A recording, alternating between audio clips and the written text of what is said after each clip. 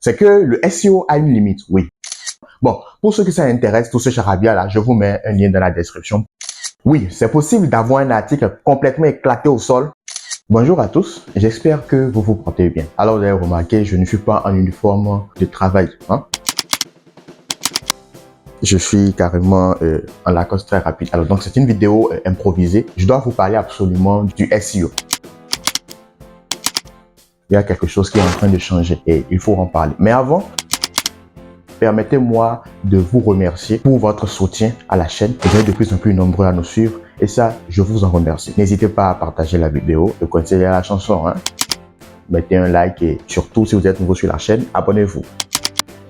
Moi, c'est Stéphane Seignon, je suis le cofondateur de Pédagrine. Bref, on n'est pas là pour cela.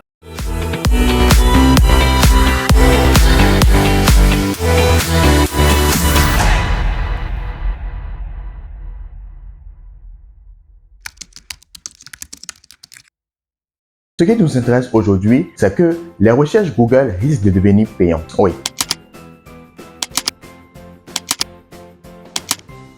Vous avez bien entendu et vous avez bien lu le titre. Les recherches Google risquent de devenir payantes. Et ceci pour deux raisons. Et nous allons voir ces deux raisons très rapidement donc dans cette vidéo.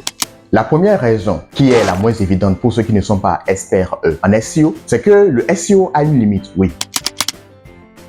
On a trop parlé du SEO sur cette chaîne comme étant la meilleure des stratégies qui existent. Maintenant, le SEO a une limite. Alors, quelle est cette limite? Pour bien comprendre la limite du SEO, il faut retourner au fondement de Google.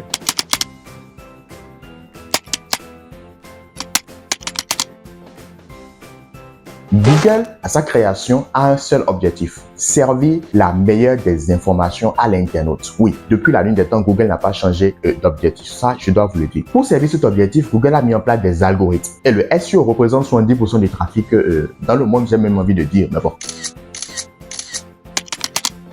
On est là en train de parler de Google. Donc, il faut bien comprendre que le fonds de commerce de Google repose essentiellement sur le SEO. Même si ce n'est pas le SEO qui le rapporte le plus d'argent,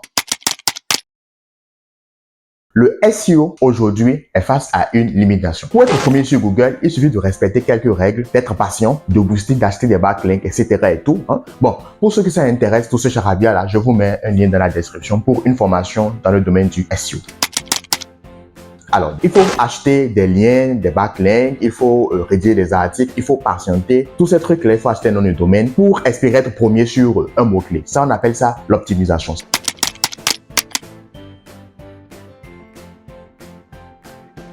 C'est le boulot du consultant SEO. Jusqu'à là, c'est bon, on applaudit, c'est génial et tout. Le problème, c'est que je peux avoir un article de moindre qualité et quand même être premier.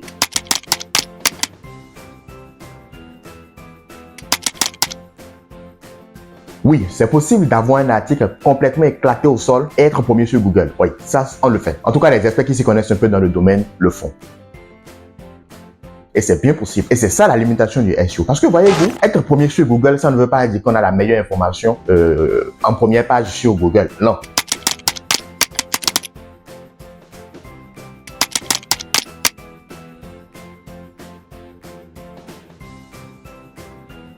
Des fois, l'information principale qu'on cherche, la vraie information, peut se retrouver à la deuxième page, à la troisième page. Je dois dire que c'est quand même rare.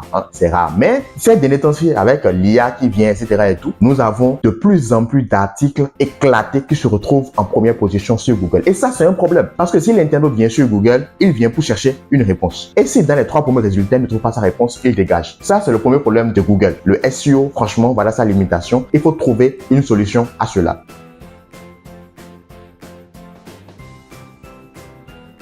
Mais seulement, ce n'est pas tout. Il y a également un deuxième problème. Si le premier problème, c'est le SEO et ça, elle est un peu plus simple, le deuxième problème, vous devez comprendre que c'est un peu plus compliqué. Bon.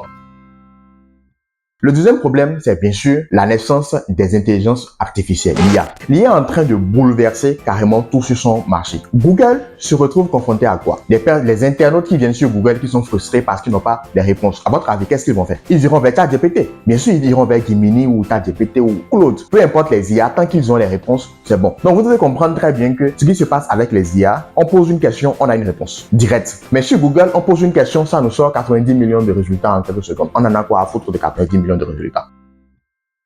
Soyons honnêtes. Donc, vous remarquez que l'industrie ou l'infrastructure que Google a mis en place commence déjà par devenir défaillante. Et ça, c'est un gros problème. S'il y a déjà 5 ans, Google était ici. Aujourd'hui, Google est là. Hein? Vous comprenez? Donc, Google est en train simplement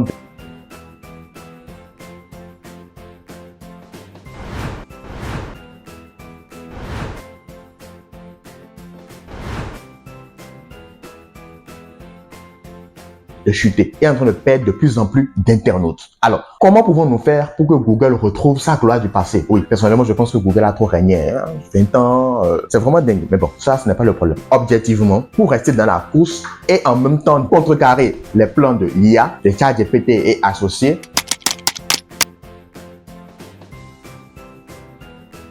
vous devez bien comprendre que c'est une guerre entre Google et les autres. Je me permets de vous interrompre pendant quelques secondes en plein visionnage de cette vidéo pour pouvoir clarifier mes propos. Comme d'habitude, certaines personnes de mauvaise volonté vont déformer ce que je dis. Alors, permettez-moi de préciser ma pensée. Je ne suis pas de ceux qui pensent que Google doit détruire OpenAI ou ChatGPT. Mais je ne pense pas pour autant que la solution soit d'adopter les outils liés à l'intelligence artificielle et même le ChatGPT. Pour ceux qui me connaissent depuis toujours et même sur mon profil LinkedIn, je ne l'ai jamais caché.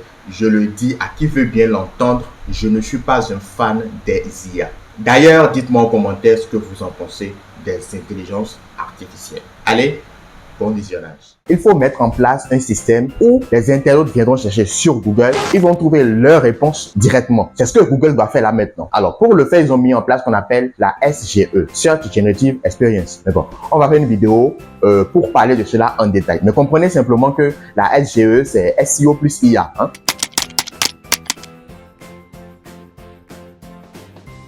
C'est du SEO enrichi à l'IA, tout simplement. Maintenant, quand les personnes viendront faire des recherches dans Google, ils vont taper l'obou à combien de degrés. Automatiquement, l'IA va chercher dans sa base de données des sites internet qui parlent de à quel degré l'obou et automatiquement, ils vont vous mettre ça en premier résultat. Donc, vous aurez une réponse générée automatiquement via IA. C'est génial, n'est-ce pas? Oui, pour vous, c'est génial. Mais pour Google, ce n'est pas du tout génial. Pourquoi? Parce que simplement, plus les personnes feront des recherches et trouveront les réponses qu'ils veulent, moins les personnes viendront sur les sites internet pour rechercher directement quelque chose. Et donc, moins il y aura d'achats, moins il y aura de clics. Du coup, chez Google, c'est l'hécatombe direct. Et ça, c'est vrai. Et ça, c'est un gros problème pour Google. Pour pallier à ça, Google a décidé de lancer une version premium. Oui, ça a été confirmé avec BBC News. La nouvelle a été annoncée par le PDG de Google depuis 2023, je pense mai 2023 si je ne me trompe pas. Mais maintenant, ça devient de plus en plus intensifié. On fera une vidéo pour parler de comment cette mise à jour là, ou Google Premium, va se passer. On n'en sait pas plus, même moi je ne sais pas vraiment comment ça va se passer, mais en bref, il y a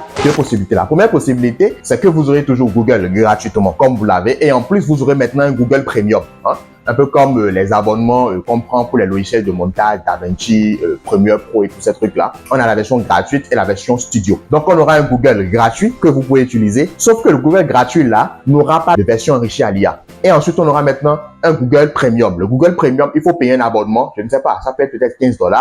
Ça peut être même $1 par recherche. On n'en sait rien en fait. Pour le moment, on n'en sait rien. C'est juste de la pure spéculation que nous faisons. Donc, ça, c'est la première méthode. La deuxième méthode, c'est qu'il y aura directement un Google Premium pour tout le monde. Pour travailler maintenant sur Google, il va falloir peut-être payer du crédit. Il va falloir ils vont peut-être créer leur propre monnaie. J'en sais rien moi. Mais quand même, ça va devenir payant. Et je vous assure que c'est la méthode la plus rentable pour Google pour continuer à se faire beaucoup d'argent. Je rappelle Google a près de 80 000 recherches effectuées par seconde. S'il faut payer ne serait-ce qu'un seul dollar, vous voyez combien il faut faire. Vous voyez combien ça fait dans la poche de Google par seconde, $80 000. Mais bon, non, ils vont pas payer $1. Mais voilà les dangers auxquels sont confrontés les moteurs de recherche aujourd'hui. Et je rappelle que Bing a pris une part du marché de Google. Même si toujours on a le rapport entre maître et élève, l'écart est vraiment très grand entre les deux. Bing quand même est là actuellement en train de renaître de ce centre. Et c'est quand même un vrai problème pour Google. Donc oui, les recherches de Google pourraient devenir payante un jour. Je n'en sais rien pour le moment. Je ne sais pas quand ça va être développé. Je tiens à dire également que la SGE est développée seulement dans certains pays. Déjà aux États-Unis, la base, et ensuite dans certains pays du monde. En Afrique, non, on n'a pas encore la SGE. En Europe, je ne sais pas s'il y a déjà la SGE. Si vous avez des personnes qui me suivent et qui sont des experts SEO, dites-moi si en Europe, vous avez déjà la SGE. Je tenais à faire cette vidéo-là comme ça pour présenter réellement ce qui est en train de se passer chez Google. Je vous dis à très bientôt. C'était Stéphane Seignon, le Maya Google.